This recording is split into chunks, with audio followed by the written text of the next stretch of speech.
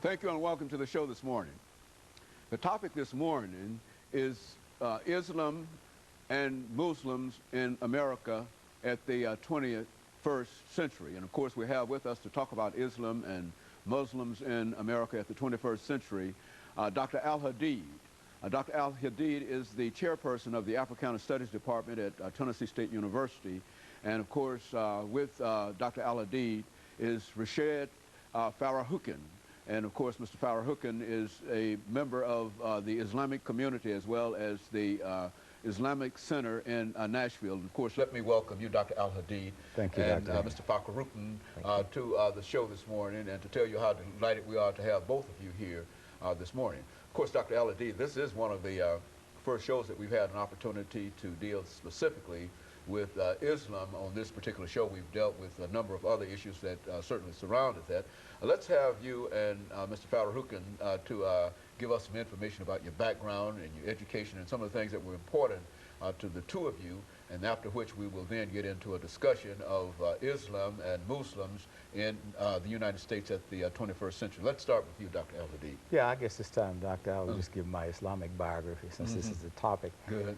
Well, you know, I came interested in Islam in the 1960s, and when I was a graduate student at the University of California in Santa Barbara. And it just so happened most of my best friends were Muslims, and they got together one day and decided that, you know, I was a Muslim and did not know it. So in 1969, I had a chance to study at the University of Nairobi in Nairobi, Kenya. And at that time, I went to a mosque after having been there for about 2 weeks, and I declared that I was a Muslim in August of '69. And 6 months later, I made the pilgrimage to Mecca in 1970. And so I've been on this path of Islam since 1969. Came to Tennessee State, and of course, initially I was in the sociology department, and currently I'm the chair of the Department of Africana Studies at TSU.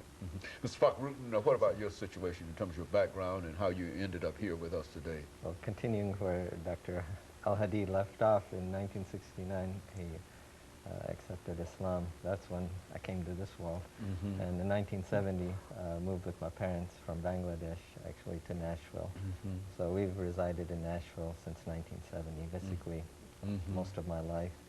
I've studied here, went to elementary school, high school, attended MBA in Hillsborough High School, went to Vanderbilt University, studied engineering, and attended Georgia Tech for my master's, and I'm an electrical engineer by profession, work at National Electric Service in the engineering department.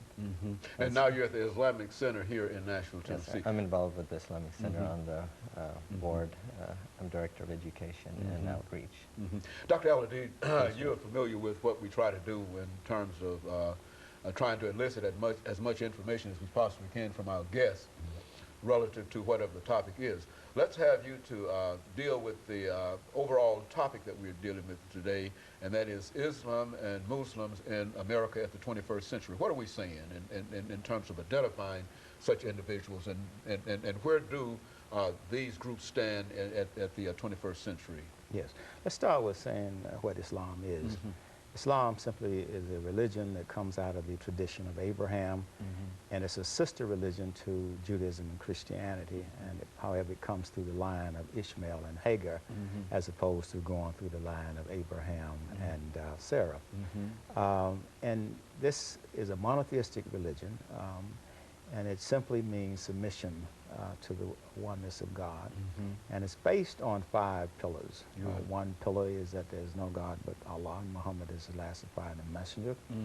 The second pillar is that all Muslims are obligated to pray 5 times a day, from dawn to noon, afternoon, evening, and night.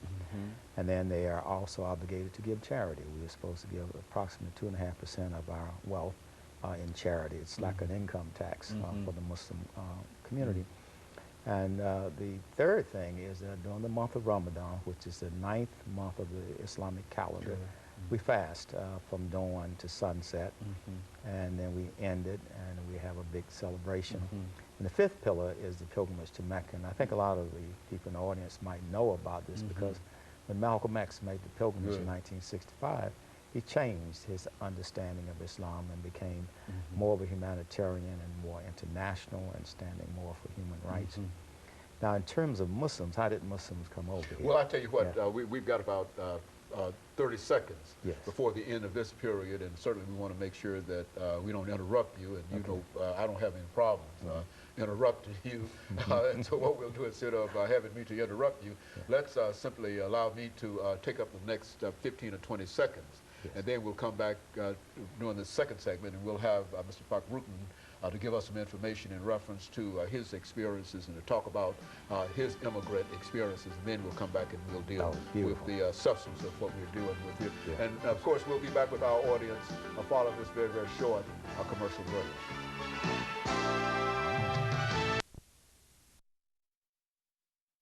We're talking to Dr. Al-Hadid.